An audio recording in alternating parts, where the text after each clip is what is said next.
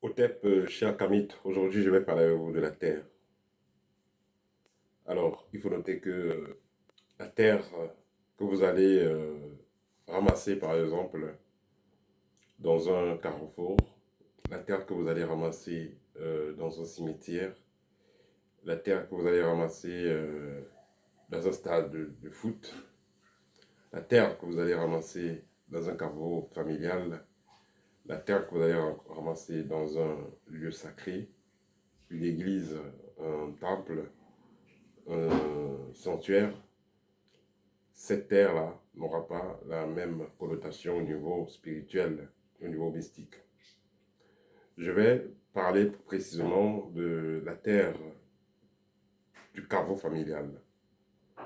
Parce que il arrive souvent que des personnes qui étaient dans des religions décident de rentrer dans leur village, décident de se reconnecter à leur tradition et décide par la suite donc de réaliser un hôtel rituel.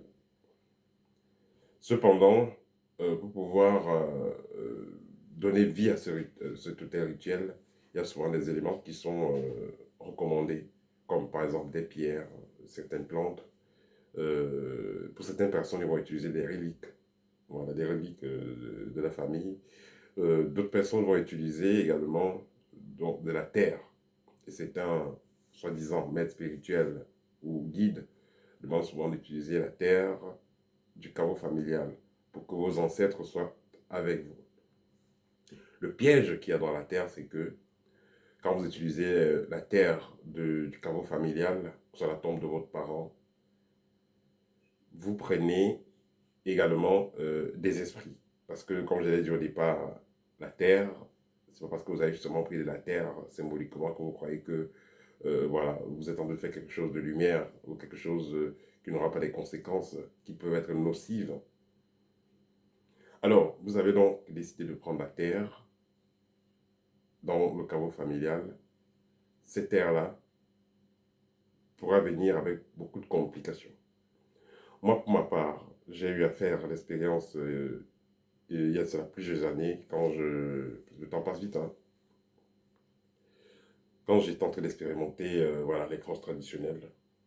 Je suis allé dans le village où là, il y a le caveau familial.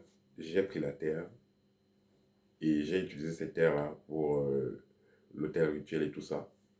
J'ai constaté très rapidement qu'il y avait des présences qui venaient, euh, qui venaient remplir mon environnement. Ce n'étaient pas des esprits positifs. Donc, vous pouvez avoir l'intention d'aller prendre la terre, soit disant que vos ancêtres vont vous accompagner. Mais quand vous partez prendre la terre, il n'y a pas que vos ancêtres qui vous accompagnent, il y a aussi des morts qui vont vous accompagner. Et je vais encore vous rappeler, il y a une différence entre les ancêtres et les morts. Les ancêtres, c'est ceux qui sont dans la lumière, ils sont vers le haut, tandis que les morts sont ceux qui sont vers le bas. Ceux qui sont vers le haut, c'est des consciences qui ont été mutées, des consciences qui ont été, qui sont transformées, qui sont évoluées. Tandis que les morts, c'est les consciences basses. Ce sont ces êtres-là qui vont toujours demander le sang. Voilà, il y a moins de choses. Il faut égorger le porc, il faut tuer une chèvre, il faut tuer des poulets, il faut tuer des coqs et tout ça.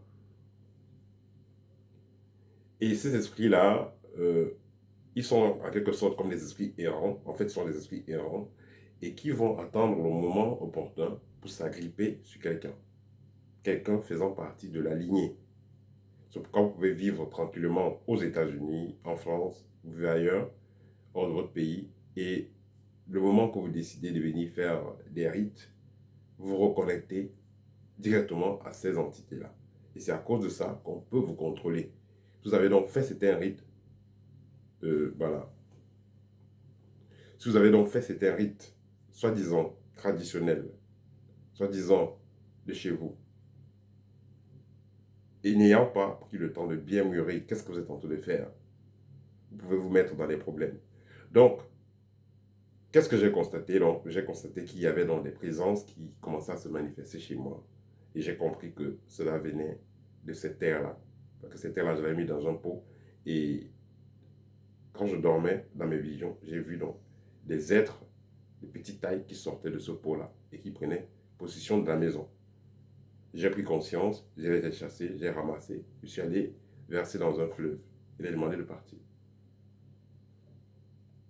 Je fais ce partage pour que ça puisse vous aider.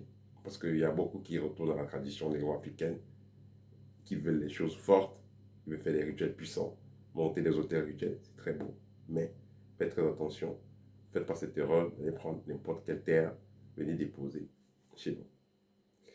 Si vous voulez obligatoirement de la terre pour vous mettre dans votre hôtel rituel, ce que moi je conseille, c'est quoi? Allez tout simplement dans un endroit neutre, allez dans la nature. Choisissez même pas le carrefour ou quoi que ce soit. Allez dans la nature, tout simplement devant un grand arbre. Faites vos libations et demandez à vos ancêtres, ceux qui sont dans la lumière, de vous assister et de bénir la terre que vous allez prendre pour amener chez vous. Vous le faites, vous aurez une terre de bonne qualité. Parce que là, ce ne sera pas une terre corrompue. Il faut noter que dans des villages, là où il y a les caveaux familiales, les sorciers vont déposer les antennes là-bas. Ceux qui sont dans les sectes traditionnels, ceux qui sont dans tout ce qui est ça dans le village, ils ont des codes pour pouvoir contrôler cet environnement-là. Tous les environnements, comme on a dit, soi-disant sacrés dans les villages, sont contrôlés par les sorciers de ces villages. Et ceux qui font partie des sociétés secrètes. Si vous partez donc faire des rituels dans cette zone-là, n'étant pas bien préparé, ne sachant pas exactement ce que vous êtes en train de faire, vous allez plutôt vous mettre dans le collimateur de ces personnes-là. Ils pourront vous frapper dur quand ils auront envie. Voilà. Donc, c'était le petit partage que je voulais faire avec vous aujourd'hui. Au TEP et à très bientôt. Voilà. N'oubliez pas, nous avons des produits de déparasitage qui sont disponibles. Voilà, les produits sont déjà en France. Ceux qui sont au Cameroun aussi peuvent me contacter. Voilà. Et je serai heureux d'échanger avec vous si vous avez besoin d'une consultation ou vous voulez partager une expérience. Au TEP, et à très bientôt.